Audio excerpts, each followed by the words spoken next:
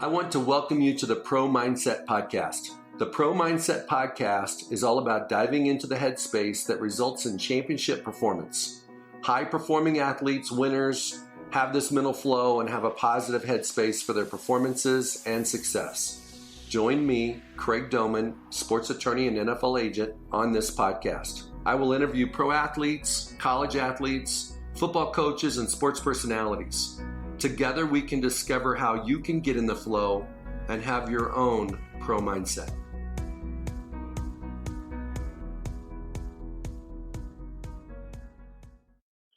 Okay, so Aaron, I want you to play GM for a minute. Okay. And, you know, GM comes into play in so many places, whether it's who you draft, who you sign in free agency, who you let go in free agency, final roster cut down, those very important personnel decisions, any heated position battles, possibly a new guy versus an old guy, a money guy versus a cheap guy. But here's the part that I want your opinion on. When you're a GM, do you want the guy, as you mentioned, that's got the tools, or would you rather have the guy that have the instincts? Would you rather have the guy that's got the potential or the guy that has the performance? How do you balance that? It's a tough balancing act. You want to have a mix.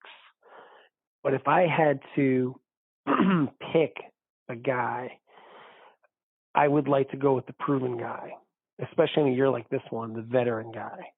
And I would go off for a track record. And to me, I mentioned corner. I think Jadeveon Clowney would give them a better chance than, say, Lonnie Johnson, who might have more upside. But I think for this kind of season, I'd probably go with Clowney. And I don't know if Clowney, is going to be dominant, but I think he's going to be solid.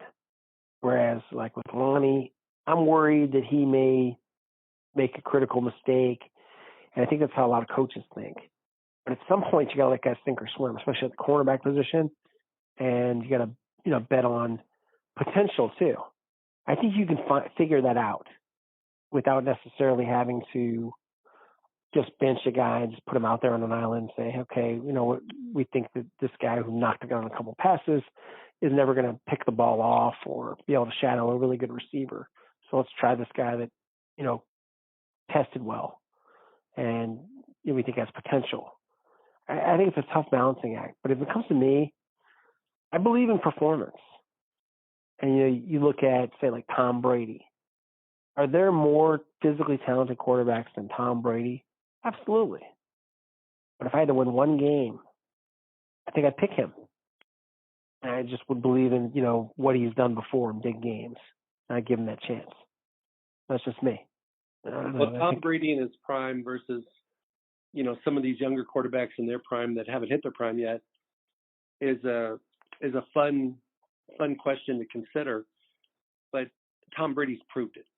Tom Brady's done it with inferior receiving core. He's done it with kind of a vanilla offense most of his career. He's never truly had Julio Jones playing for him, a player like a dominant receiver type. He had Randy Moss for a few years, and they never won a Super Bowl. I think I remember the first time I met Tom was at the Citrus Bowl. I was in a small newspaper. It was Michigan against Arkansas. They had the Citrus Bowl. And I thought he was a really nice guy, and he kind of like a member of fraternity. And he wasn't very physically impressive, but he's just a really smart, nice guy to talk to. And at the time, I'm not thinking like, well, this guy will go on to this. I'm just, meeting him and talking football with him. And that was the first time I met him. And so I always remember that. And I was thinking, well, that was the first time you talked to this person. Like, I always remember the first time I talked to Ray Lewis. And when I got to Baltimore, it was actually after they won the Super Bowl. My first year was 2001. So you kind of think back about people and like, well, what's your first impression of them? And it's just always, to me, it's like a fascinating thing to think back. And I do this a lot. It's sort of exercise for me. Oh, yeah. I remember the first time I met John Harbaugh. John Harbaugh is interviewing for the Ravens job. And I'm getting some text that he's making a good impression on Steve Bisciotti. And they haven't been that excited about some of the other candidates. but they like Harbaugh, who's a special teams guy, and he coached some defense, and he worked for Andy Reid, and he was, but they liked his personality, liked his character, his leadership. He was checking a lot of intangible boxes. And later, I remember talking to Machadi. He said, I've hired a lot of people. I'm a CEO, made my own business. The Allegis Group, it was originally Aerotech. He started this business out of his basement, this technical staffing firm. And he said, I had a hunch about John Harbaugh. And I remember we meet John Harbaugh after his interview. He was the only guy that stopped to talk to the media. We were waiting outside. We knew he'd interviewed. He stopped. He talked to us. He said, I had a good meeting. I really like this. I hope that I get to come back. Who knows? But I feel like I gave it my best shot. And he made a really favorable impression. And then so I started to put it together. I said, man, I wonder if this guy can get the job. And it's just funny because you think about like people, and not that I've done this as long as say like John McClain or some of these other guys like Gary Myers or like Dan Pompei. But I'm in my 40s now, and I've been doing it a while. And you just think about, okay, what stood out to you about that meeting or that person? Sometimes people don't leave that impression, but sometimes people do. And you think about the really good people in the business or the really memorable ones. I remember the first time I met Bill O'Brien, and man, I thought to myself, this is a real tough guy. He's also a real smart guy. But I thought to myself, man, he's got a real presence. You could tell he played football and was a hard-nosed guy, and he's fun to talk ball with. But it's just interesting to me. I mean, anytime you meet someone in this business, the first impression is really important. And I always think about that. Like when I'm covering somebody, especially if I cover them for a long time, I kind of think back, well, yeah, I remember this person in this setting, that setting, or another setting. And it's definitely like interesting to see everyone's progression because people don't stay the same. I think people, they get better, they get worse. And it's just kind of interesting to watch everybody's story and everybody's path. So let's go back to your time covering the Ravens plus your time covering the Texans. Who's the guy that was a first rounder, just name only at the moment, that was the biggest bust, biggest disappointment? Kyle Bowler. Kyle Bowler. Kyle threw the ball like 75 yards on his knees or something out of Cal. Yeah. And you know what? He had every tool, and he was also a tough guy. Like, he was physically tough. He wasn't mentally tough.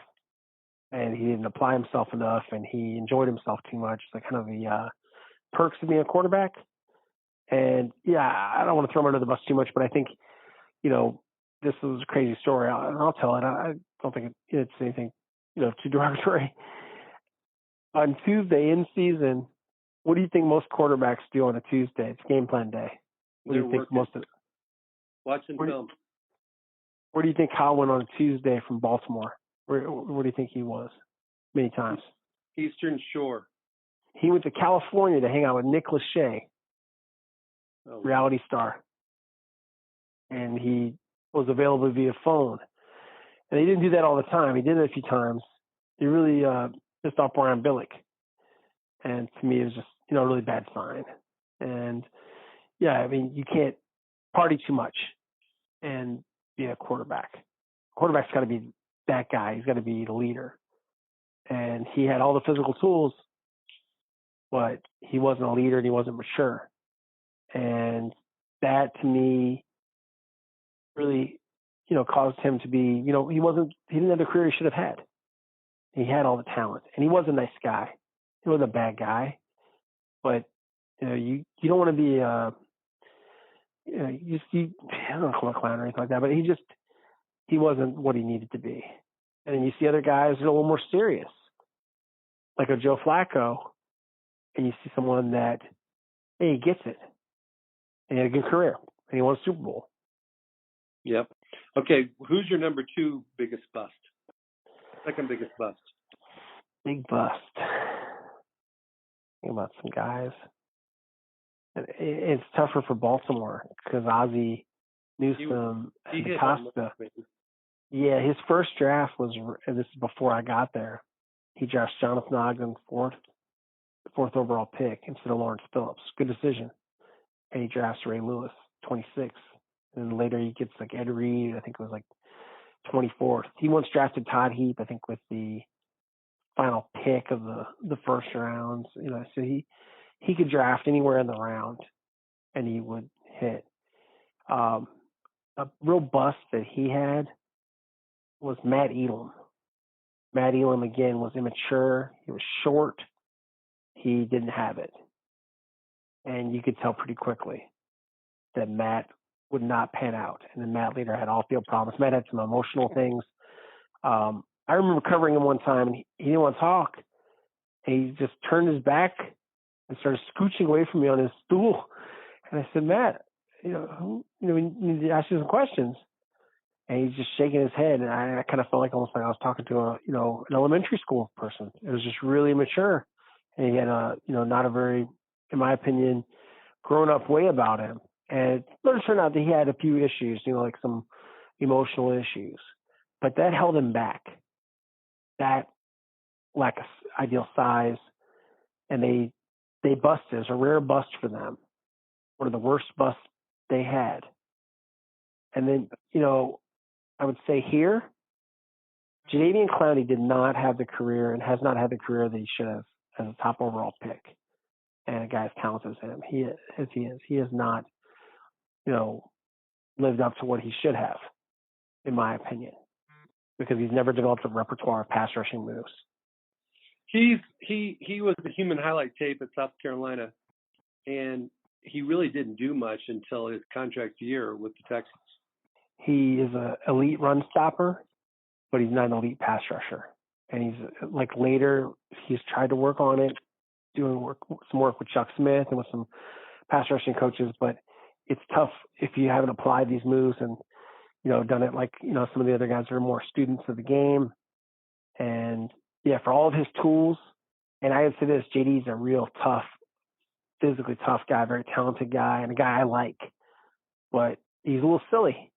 He's the kind of guy that will cut up in stretch lines or take a nap in the facility or play some pranks. And obviously I would say he kind of rubbed Bill O'Brien the wrong way, and he traded him last year, and he didn't get a lot back. And they were okay with that. They just moved on. And It was never going to work out. But yeah, those are some of the busts that I've covered. Let's look at the other side of the coin. Mention and describe 2 or 3 guys between the Ravens and the Texans that were either undrafted or very late draft picks that end up becoming ballers, Pro Bowlers, leaders, winners, et cetera, et cetera. Going back to Baltimore, Priest Holmes, undrafted out of the University of Texas, went on to become an NFL Offensive Player of the Year. But he found that success in Kansas City. He had some success. Then they drafted a back that, quite frankly, was just a better runner than him and a bigger back in Jamal Lewis. But they were a good tandem, and they won a Super Bowl. Another guy that always comes to mind is Kelly Gregg. They called him Buddy Lee, as in you can't bust him. The Lee Jeans commercials. This guy had the first hit so many times, and then Ray Lewis would, get a piece of the tackle and jump up and celebrate. They give Ray credit for the tackle, but he used to make 100 tackles a year, and he didn't get the Pro Bowl. He didn't get the glory. Man, he was a heck of an athlete. He didn't look like much either. They used to joke on Rex Ryan. They said, because I think people thought he resembled him or something. They said, Rex, is this like your bastard kid or something like that? Who is this guy? And he brought him in, and it was Billick that was saying that to him. Brian Billick was the coach, and Rex said, just watch. He can play. He can play his ass off. And he could. He was outstanding. And, there were some other guys I covered that weren't, like Mike Flynn was a really good center. He's underrated, I thought. He's from the University of Maine. Not too many people go from Maine to the NFL. He was another one that jumped out to me. Here in Houston, I look at, undrafted guys. Arian Foster. Arian Foster was undrafted out of Tennessee, and originally he was going to go to the Saints, and he changed his mind. He had verbally committed to the Saints and Sean Payton, and he switched, came here. And there was a scout that really had jumped up on the table for him, a guy named Mike Martin. And I thought that Mike did a really good job with him. And then they, with Gary Kubiak, figured out some plays that really worked well for Arians' running style. And he was someone that I thought really jumped out. There was a guy, Wade Smith, here that was not a high pick that I thought had a really good career, very talented offensive lineman. In recent years, they've had some other good players that have gone undrafted that have really done well. You represent one of them, Dylan Cole. And when Dylan's healthy, he is one of the top coverage linebackers in the league. He's also a special teams ace. There are other players like Kaimi Fairburn, their kicker. He's a really good undrafted kicker. A lot of kickers do go undrafted, but he's someone that I've always watched and thought, you know what? He's got a good leg. He's got a lot of fundamentals. He's going to continue to grow. They gave him a new contract. And, yeah, every year there's been undrafted guys here that have made it. So I'm kind of watching. I pay a lot of attention to undrafteds and just see what happens. They had a guy named Vincent Smith who wound up leaving here. I think he's going to have a good year for the Jets. He's very talented. I don't know if it's going to be a big season, but I think he'll be successful in what they ask of him. But, yeah, and I think of, late rounders and undrafteds. There's always been somebody. And it's really kind of fun to tell those stories because they were the underdogs. And people didn't think, well, this guy's going to do that. I covered a guy in Baltimore, 6th-round pick named Adalis Thomas. Adalis became a Pro Bowl linebacker who could play safety, could play defensive end, could line up almost anywhere. Didn't do that well with New England. Wasn't really a great fit with Belichick. But what he did in Baltimore was very impressive. And so he was someone that I covered. It was a 6th-rounder that I thought was really, really good. And there's always like someone like that kind of will come out of nowhere. It's not always the first rounders. It's like the meat of your roster can be the late round guys. And so you just keep kind of looking for those stories and thinking, who's going to be the next guy? There's a guy this year that they drafted in the 5th round out of Rhode Island, Isaiah Coulter. One of the reasons that Bill O'Brien and John Perry wanted him, they're both Brown guys. They were Brown University. That's where OB played. And John Perry went there, and he dominated Brown. So that meant something to them. That kind of got him on their radar. But he's a speed receiver. He's a tall guy, and I know he's very hungry. And I'm interested to see how he'll do. Okay, Aaron. So we have a bunch of these guys that were drafted really high that arguably are busts. Kyle Bowler, Matt Elam, Clowney. And then you've got these guys, Priest Holmes, Kelly Gregg, Mike Flynn, Arian Foster, Wade Smith, Dylan Cole, Adalis Thomas, that became ballers. What is take the physical out of it and just analyze the mental and their character and their off the field. What is the common denominator of the guys that busted? And what is the common denominator for the guys that overachieved? The common denominator for the bust was emotional immaturity or a lack of character. And sometimes that can be football character, and sometimes that can be off the field character. So I can think of situations where those guys didn't put the team or football first. So it's a combination of like emotional immaturity, selfishness, some poor judgment, and a pattern of it, not just one thing. Because I don't believe in judging somebody off one thing.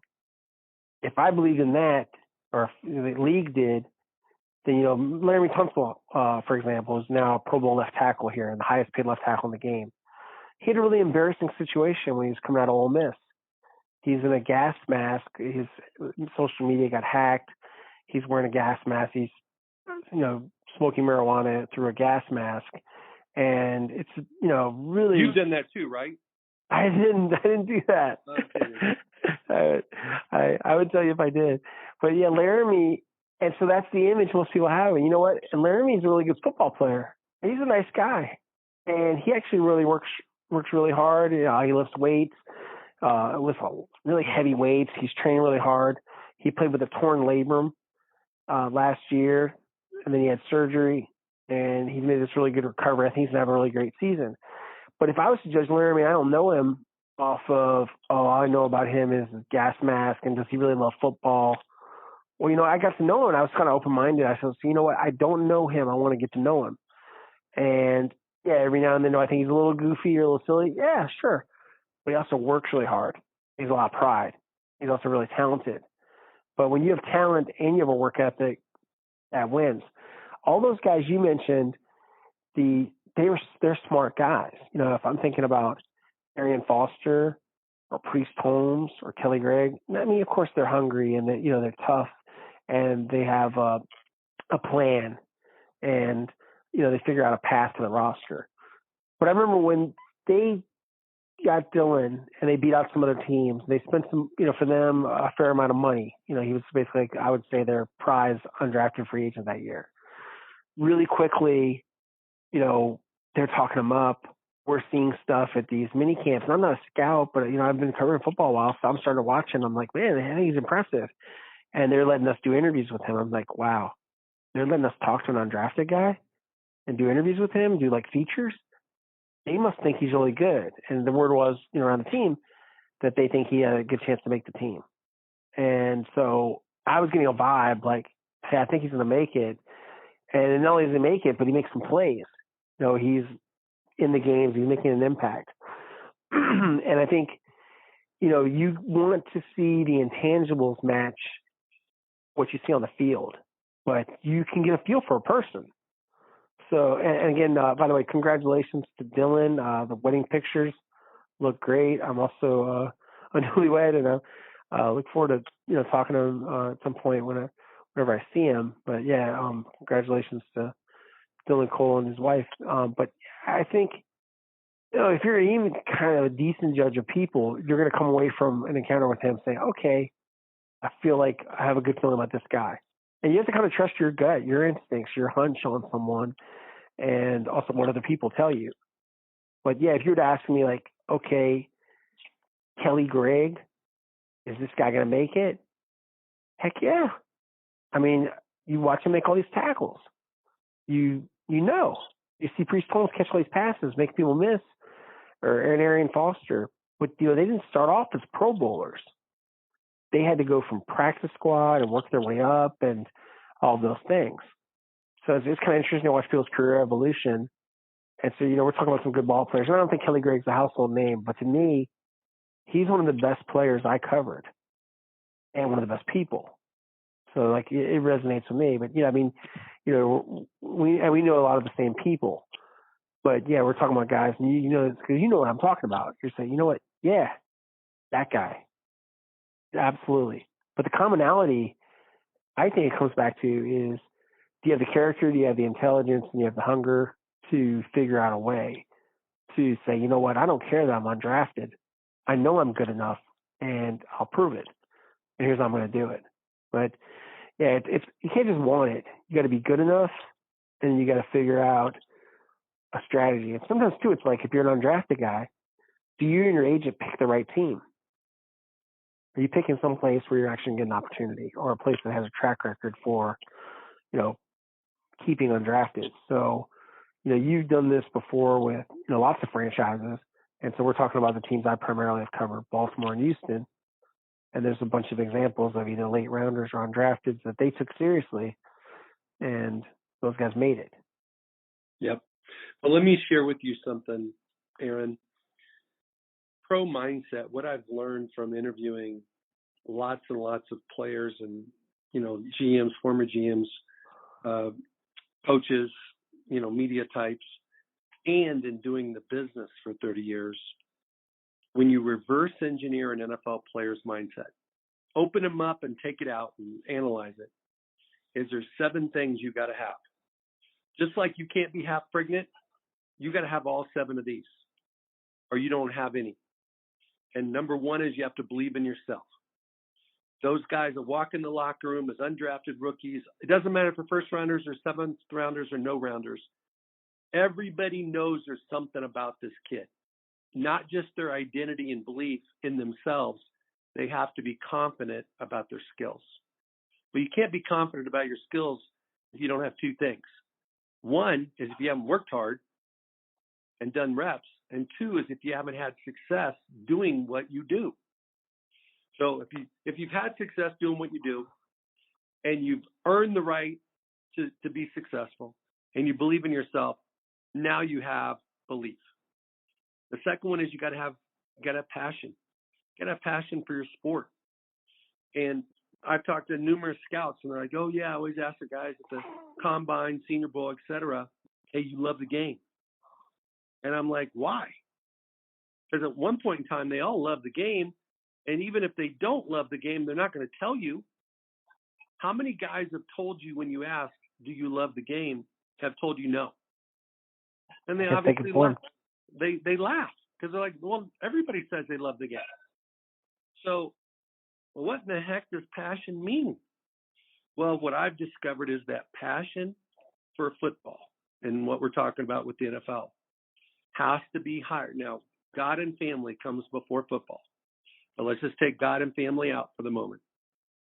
A player's passion for football has got to be higher than his passion for everything else. When video games, going to the car dealership, his gun collection, all the different things that players get into, when that passion starts to surpass their passion in football, that's the beginning of the end of their career. And if they show up in the NFL entitled and potentially a first rounder with a lot of money and shopping to do, passion for other things is already passed up, their passion for football, before they even start their career. The third thing is they've got to be motivated. They've got to know what their why is. You talked about Tyrann Mathieu. That guy's got a huge why. It shows up every Sunday. You got to have it. The fourth one is you got to be a hard worker. And that goes with, and hard worker is not just in lifting weights, working on your speed, working on your technique, knowing your playbook, practicing hard, getting your sleep, all that stuff. If you don't have that, you don't deserve to be in the NFL. The next one is one you described as a bus factor for several guys, and that is their lifestyle. If you're an NFL player, your lifestyle for the time that you're in the NFL has to match your dream. As soon as you're like Kyle Buller flying to New York or flying to California on his off day, a lot of NFL players do that kind of stuff. They fly to Vegas, they fly different places to have fun because they just need a break. Those guys don't last long in the NFL. You got to have that's their sabotage opportunity. That's how you shoot yourself in the foot in your career. And then the last two are you have to have winning habits. And that winning habits is your patterns of behavior. You talked about some of the guys that were busts didn't have good patterns of behavior. You've got to have good patterns of behavior. And the last one is you've got to learn how to perform on demand. We can watch Netflix and we can watch a movie on demand right now. We get done with this interview. You can sit down with your wife and you guys can watch any show you want to watch. The question with NFL players is not what you do in 7-on-7s, not what you do in OTAs, not what you do in minicamp or preseason. It's 3rd and 9. The game's on the line. Can you perform when you got to? And players that can perform on demand eliminate 2 words out of their vocabulary. What do a lot of players say when they walk off the field after they almost made the play, tapping their chest to their teammates and coaches? My bad. My bad. Yeah. My bad. My bad basically says I effed up. Yep. And I didn't make the play. Accountability. You have to make the play when you get the opportunity, which might be 3rd and 12, 4th and Hail Mary, field goal at the end of the game, whatever it is. Kevin Dyson's got to break that tackle, and Mike Jones has to make that tackle. No question. Absolutely. So that was a defining play in the game, a defining play. So forever, what they call the Rams back in the day? Greatest show on turf. That greatest show would have never happened but for the fact of a linebacker from Missouri making a critical tackle at the end of the game. And here we are. I covered that game, and we're still talking about it because we remember it. Just like I remember the Music City Miracle when Kevin scored the touchdown on a crazy play, pie check with the lateral pass. But yeah, it's things like that. Those are the plays that I'll remember. I mean, Frank Wycheck was a good ball player. So was Kevin Dyson. I remember those two things. But he's probably most remembered for being tackled in the Super Bowl than for scoring the touchdown in the Music City Miracle. No doubt. No doubt. Super Bowl trumps everything. The bottom line is the guys that walk in the locker room, get off the bus, that have those 7 things, and most importantly can perform, are the ones that can play at a level that exceeds their God gifts, their God-given ability, their tools. And if you're a hard-working player, you're going to do nothing but improve and increase your skills. Give me some feedback on those. I think you're dead on because, if you think about excellence, and it can't just be talent. It's got to be an ability to consistently perform and to really go beyond what people think you should be able to do. And you can't just be a hungry, tough guy or a good athlete. You got to be smart, and you got to figure out, what do I have to do to be ready when that moment comes? And that means the film study, the weightlifting, the running, the knowledge of the opponent, the scouting. All of those things come together and they culminate. I also believe sometimes you make your own luck, and you can be at the right place at the right time because you prepared, because you're in good shape. That's something people don't talk enough about. What's your stamina like in the fourth quarter? If you're a good athlete and you're a well-conditioned athlete, you're going to be fresh enough to break on that football if you're a DB and, pick it off and not just pick it off, but maybe take it in and score. Those are those opportunities. Or maybe you're a guy that, fumble or scoop and score situation. You are athletic enough and you can bend your knees and you're coordinated and you've practiced that drill. Practice everything. You're ready for it all. You're a good tackler because you work on it and because you visualize and you watch tape and you think about your technique and you don't just go out there throwing your body around. A lot of guys can do that. A lot of tough people in the, either in or out of the league. But yeah, I think the smart guys, I think about guys I covered. I think about like Ray Lewis, and he was really smart. He's also a really good athlete. He wasn't actually the biggest linebacker in the world, but man, he could really hit. And a lot of his power and his torque, everything that he could put into his tackles came back to technique. He was a great wrestler in high school in the 189 class growing up in Florida. And he would always talk about that. How did I learn to tackle? Wrestling. And it's interesting because there's a technique he'd honed, and then he was able to adjust when they changed the tackling rules to avoid penalties. You think about guys really instinctive. Ed Reed was a little bit, I would call him eccentric, a little bit crazy like a fox type of guy. Yep. Ed Reed's one of the smartest players I ever covered. And he could bait Peyton Manning and make Peyton Manning make mistakes. Peyton Manning doesn't make many mistakes. But Ed Reed could sometimes make him pay. And you think about other guys. One of the toughest guys I covered, regardless of position ever, is Hines Ward. Hines Ward almost decapitated with these crackback blocks, which are now illegal. At that time, they were legal. Art Scott, Ed Reed took their head off. Biggest hitter. Really tough guy. And, of course, the Baltimore fans hated him.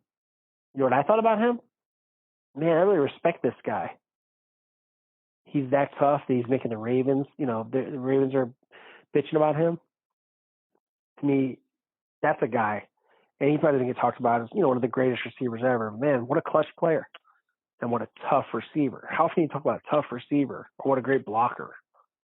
But yeah, I would think about Hines Ward or like Troy Polamalu. I always say the highlight of my career probably has been covering back in the old days the Pittsburgh-Baltimore games, which aren't the same anymore. No. But back in the day, what those games were like, when it was basically a brawl. It was a backyard fight. Oh yeah, man, that was good stuff. Jerome Bettis against Ray, Joey Porter. There were fights. I mean, it was. These guys would get probably suspended for some of the stuff that happened in those games back then. But man, hard hitting old school football.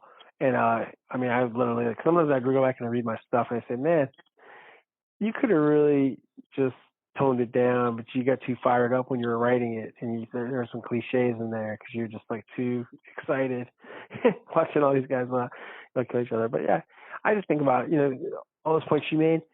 The fact is, if it doesn't matter to you, you don't care, then why are you doing it? And if you don't have any game plan for how to be good, then you'll never get there. But I think one thing too people need is a lot of humility, and they got to have the confidence. Because you got to be humble enough to admit when you're not good at something and work on it.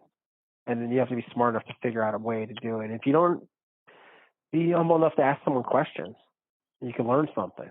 But I think the really great ones, they're always getting better.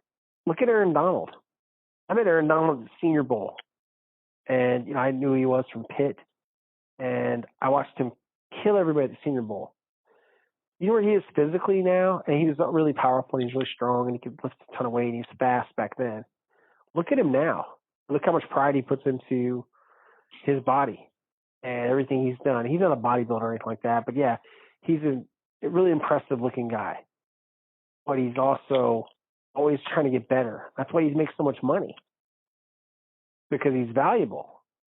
But Aaron's, it's not just because he's physically talented, but I would bet money that he works harder than 99% of the league. And you can see it. It's just evident. I was around Michael Brockers. He lives here in Houston, and he's a hard worker too, and he's a good pro. And he's a good tandem. He's not the more talented part of the tandem, but he's important. That's why he's back with the Rams, and he's under a pretty good contract. And we're talking about Aaron. He says, man, sometimes I get mad at Aaron because he always makes the play. And I got to do to beat him and to make the play before him. It's so hard, but it's my challenge. And I love playing with him. And I'm proud to be associated with him, even though I take a lot of pride, because he's a former first-round draft pick and, blue-chip guy from LSU who's had a long, good career. But Aaron Donald's special. Michael Brockers is really good, but he's not a household name. Aaron Donald is. But I would bet money that Aaron Donald works harder. Just something where he's not going to be denied. I think that's what makes people great. Any player that's offensive or defensive MVP of the NFL, they can't just do it on talent. They've got to be hard workers. JJ, Peyton Manning, Patrick Mahomes. It doesn't matter which guy it is. Yes, they're all talented, but those dudes are real dudes when it comes to work ethic. Oh yeah, JJ is legendary. I mean, JJ was a self-described. He was a walk-on. At one point, he was, delivering pizzas. When he was at Central Michigan, he transfers to Wisconsin, walks on, and then he makes himself into a first-round draft pick, 11th overall pick of the draft, and 3-time NFL Defensive Player of the Year. Watching a Hall of Famer, watching greatness, watching the guy that tears his pec and has surgery, then comes back for the playoffs. Guy's broken his leg, very gruesome broken leg, had herniated discs, come back from all those injuries. When he got hurt last year, he was leading the NFL in quarterback pressures. He's 30 years old. And there's a lot of tread off the tires, of course, because he's been out there playing this game, playing it the right way. But yeah, JJ was an underdog. People don't think about that. At some point, someone told JJ no. But he didn't accept the no. He wasn't going to take no for an answer. Look where he is now. So I saw him playing college at Wisconsin, and he was a man among boys. Came out after his junior year, and he transformed his body during that off year when he left Central Michigan and then walked on at Wisconsin. And he had, I don't know what his motivation was, but he had a huge, huge motivation. Otherwise, he wouldn't have turned into what he's become. You can look at those photographs, what he looked like in high school and college, early college years, where he is now. But he worked his butt off. And now all 3 Watt brothers are in the NFL. 2 of them on the Steelers. TJ and Derek. That's totally crazy. 3 kids in one family. I know everybody makes, there's. If you meet the parents, they're impressive people, and they're very, come from a blue-collar background. The dad is a firefighter, John Watt. Is a real regular guy. I've been on airplanes before, road trips with them, and met them, and they're real involved with their kids, plan their whole fall around what games they're going to go to, and looking forward to Pittsburgh versus Houston. It's going to be awesome. Super Bowl. Be pretty cool. That would be cool. Aaron, I've taken up a lot of time tonight. I want to thank you very much for being a guest on the Pro Mindset. I want to thank you for your wisdom, for your experience, for your friendship, for your professionalism and doing what you do. Wish you nothing but the best, and I pray that we have a full NFL season in 2020. Absolutely.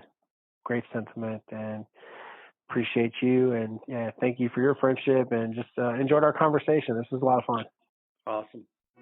Thank you for listening to this episode of Pro Mindset. If you enjoyed this podcast, please subscribe, rate, and review this podcast.